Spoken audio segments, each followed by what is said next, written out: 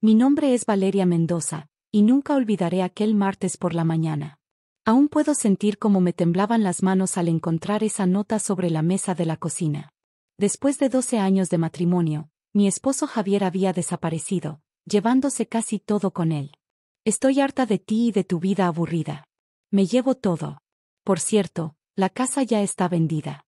Disfruta lo que queda. La nota estaba arrugada entre mis dedos, y las lágrimas no paraban de correr por mi rostro mientras intentaba asimilar lo que sucedía. ¿Cómo pudo hacerme esto? Habíamos construido nuestra vida juntos desde que nos conocimos en la universidad. Miré a mi alrededor y noté que faltaban muchas cosas: los cuadros caros que habíamos comprado, la vajilla de plata que heredé de mi abuela, incluso las joyas que guardaba en nuestra habitación. Todo había desaparecido, igual que él, pero lo peor no eran los objetos materiales, sino la traición tan calculada. Cuando logré calmarme un poco, revisé nuestras cuentas bancarias desde mi teléfono. Estaban vacías. Los ahorros de 12 años se habían esfumado en un instante. Sentí que me faltaba el aire. ¿Qué voy a hacer ahora?, me pregunté, observando lo poco que quedaba en nuestra casa. De repente, mi teléfono sonó. Era un mensaje de un número desconocido. Señora Mendoza, soy Roberto del banco. Necesitamos hablar urgentemente sobre unas transacciones sospechosas en sus cuentas. Respiré profundo y, en lugar de hundirme en la desesperación, tomé una decisión. Le respondí a Javier con un mensaje sencillo: di tu nota. Gracias por avisarme. Lo que Javier no sabía era que yo no era esa mujer indefensa que él pensaba. Durante años, había trabajado como asistente ejecutiva en un bufete de abogados especializado en fraudes financieros. Aunque siempre me mostré como una esposa sencilla y dedicada, había aprendido mucho observando los casos que pasaban por mi escritorio. Llamé rápidamente a mi amiga Pilar, quien trabajaba en el registro de propiedades. Pilar, necesito que revises algo urgente. ¿Puedes verificar si mi casa ha sido vendida? Javier dice que sí, pero nunca firmé nada. Dame unos minutos, respondió. La espera pareció eterna. Cuando Pilar volvió a llamar, su voz sonaba alarmada. Valeria, según los registros, tu casa fue vendida hace 3 días. Pero hay una firma tuya en los documentos. Mi corazón se detuvo. Eso era imposible. Yo nunca firmé nada para vender mi casa. Valeria, creo que falsificaron tu firma, dijo ella. En ese momento, algo cambió dentro de mí. El dolor se convirtió en determinación. Javier no me conocía realmente. No sabía de qué era capaz cuando me traicionaban. Mientras revisaba los documentos enviados por Pilar, noté algo extraño. La firma en los papeles coincidía con la mía, y la fecha de cierre de la venta estaba programada para 2 días después. Aún había tiempo. Mi teléfono vibró otra vez. Era un mensaje de Javier: eso es todo lo que tienes que decir. Solo gracias por avisarme. Patético. Disfruta dormir en la calle, pensé. Pero lo que no sabía Javier era que esto era solo el comienzo. Mientras leía su mensaje, una idea empezó a formarse en mi mente, una que seguramente lo dejaría completamente impactado. Lo que él nunca supo fue que, en los últimos 3 años, había estado documentando cada uno de sus movimientos financieros, no por desconfianza inicial, sino porque notaba pequeñas irregularidades, cantidades que desaparecían, facturas de restaurantes caros donde nunca habíamos ido, gastos en joyerías que nunca llegaron a mis manos. Abrí un fondo falso en mi armario y saqué una carpeta roja.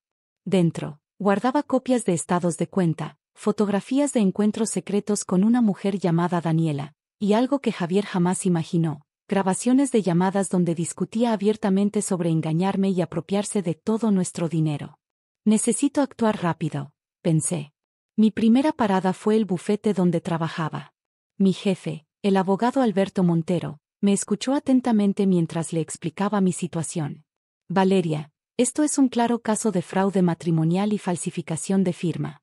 Podemos detener la venta de tu casa con una orden judicial de emergencia. ¿Cuánto tiempo tomará?, pregunté. Si presentamos las pruebas hoy mismo, en 24 horas podemos tener la orden. Pero la venta se cerraría en 48 horas. Necesitaba más tiempo. Decidí hacer algo arriesgado. Llamé al comprador de la casa, cuyo nombre había visto en los documentos. Buenos días, señor Ramírez.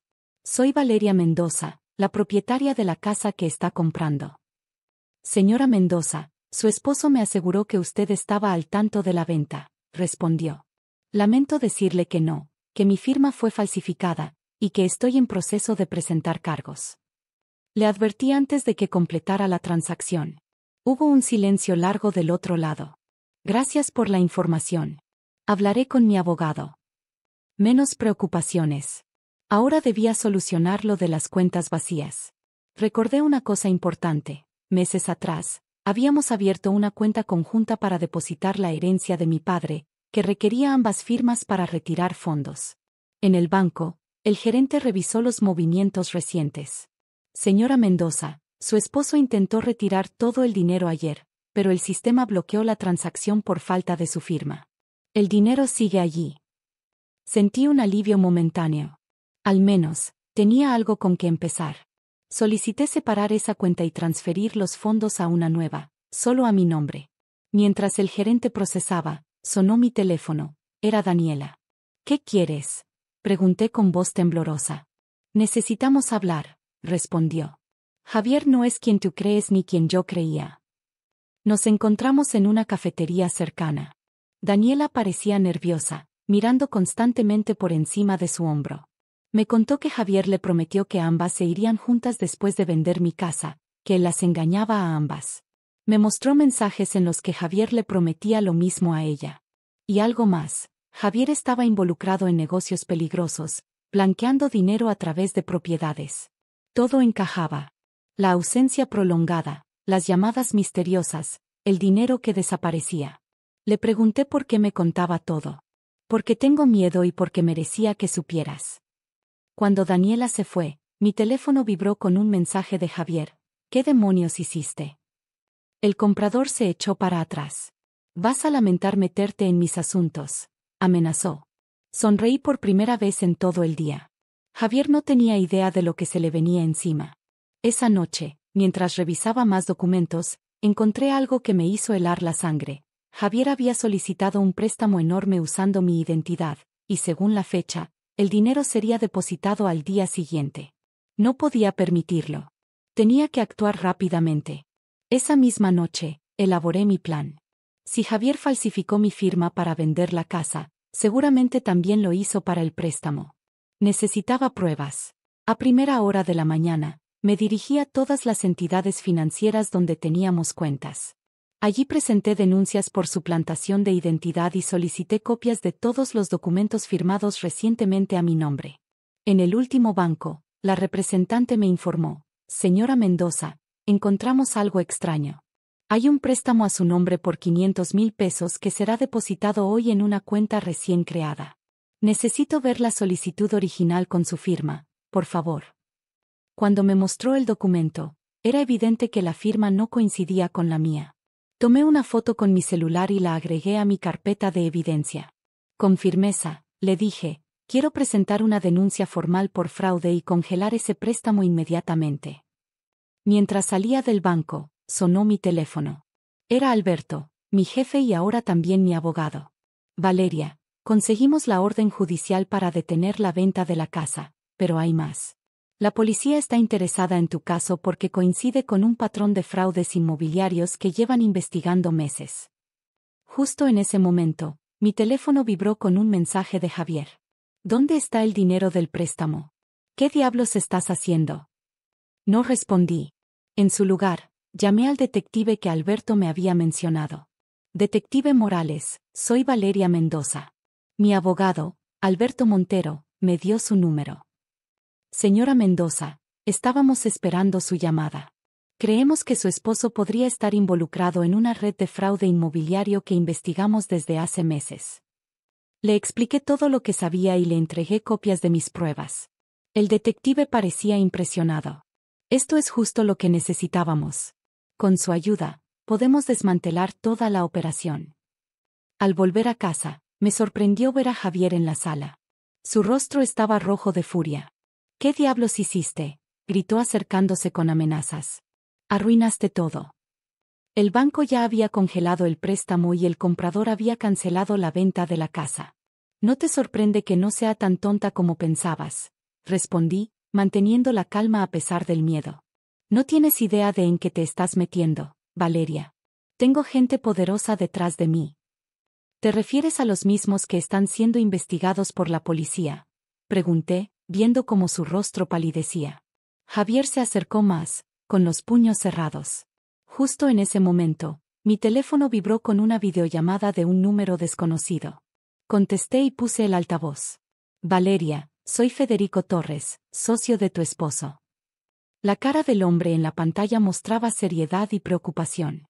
Javier me aseguró que tú estabas de acuerdo con todos los negocios. ¿Es eso cierto? Javier intentó arrebatarme el teléfono, pero me alejé rápidamente. No, señor Torres. No sabía nada hasta que descubrí que mi esposo estaba vaciando nuestras cuentas y falsificando mi firma. ¿Qué está pasando?, exigió Torres. Me aseguró que todo era legal, Federico, balbuceó Javier. La policía tiene todas las pruebas y están cerrando el cerco, interrumpí. La llamada terminó abruptamente. Javier me miró con odio y miedo. No sabes lo que has hecho, susurró antes de salir corriendo de la casa. Esa noche, recibí una llamada del detective Morales. Señora Mendoza, tenemos a su esposo bajo custodia. Intentaba salir del país con documentación falsa y una cantidad significativa de dinero en efectivo. Sentí un nudo en la garganta. A pesar de todo, habíamos compartido 12 años. Entonces, el detective añadió, hay algo más. Tu esposo no actuaba solo. Encontramos evidencia que lo vincula con una red internacional de lavado de dinero. La magnitud de lo ocurrido me golpeó. Esto era mucho más grande de lo que había imaginado. Necesitamos su cooperación para el caso, dijo el detective. Con su testimonio y las pruebas, podríamos desmantelar toda la red. Mientras pensaba en qué hacer, mi teléfono vibró con un mensaje de un número bloqueado. Si testificas, estás muerta. Sabemos dónde vives. La sangre se me heló. ¿En qué me había metido?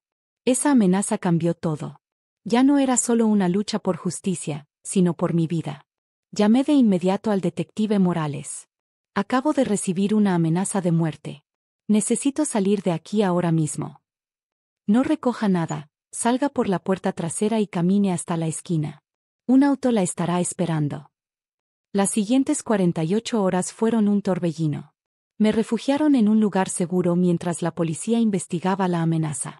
Era como estar en una película de suspenso, pero esta era mi realidad.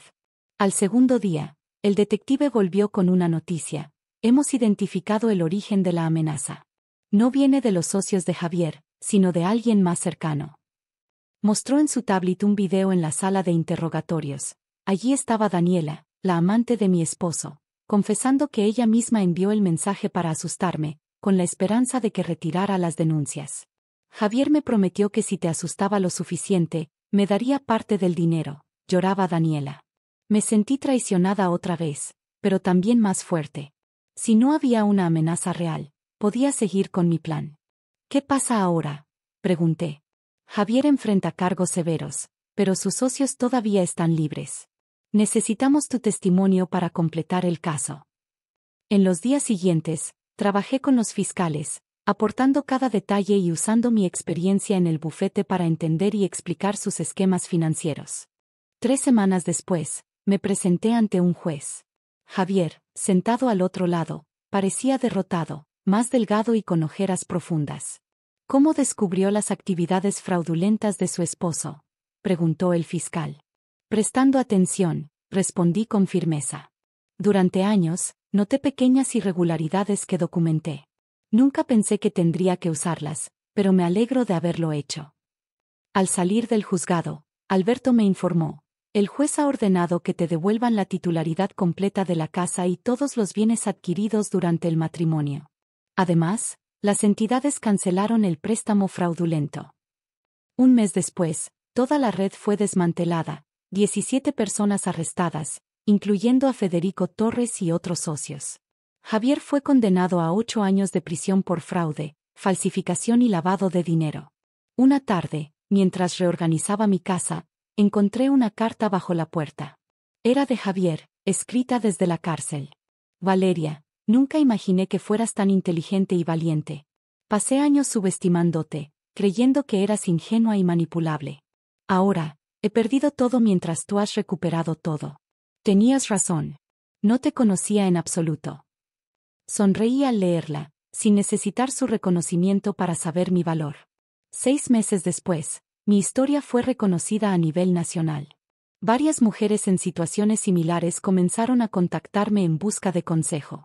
Con el apoyo de Alberto, fundé una organización para ayudar a víctimas de fraude matrimonial y financiero. Una tarde, mientras daba una charla sobre señales de alerta en relaciones tóxicas, vi en las noticias a Javier. Había aceptado colaborar con las autoridades para reducir su condena, entregando información sobre operaciones de lavado en varios países. ¿Me arrepiento de haberlo denunciado? Ni por un segundo. Lo que parecía el peor día de mi vida, cuando encontré esa nota, en realidad fue el comienzo de mi libertad. Hoy, mientras camino por los pasillos del bufete donde ahora soy socia, pienso en lo lejos que he llegado. De ser la esposa aburrida que Javier menospreciaba, a convertirme en abogada especializada en fraudes financieros y en una voz para quienes han sido víctimas como yo. La nota que Javier dejó aquel día sigue en mi escritorio, como un recordatorio. Estoy harto de ti y de tu vida aburrida. Me llevo todo. Qué equivocado estaba. No se llevó mi inteligencia, ni mi determinación, ni la capacidad de reconstruirme. Y al final, fui yo quien logró lo que parecía imposible, recuperar mi dignidad, mi libertad y mi poder. Cuando la gente me pregunta cómo logré transformar aquella situación devastadora, siempre respondo lo mismo: nunca subestimes a alguien a quien crees conocer completamente. A veces, la persona más silenciosa en la habitación guarda los secretos más poderosos. Mi historia no termina con venganza, sino con justicia.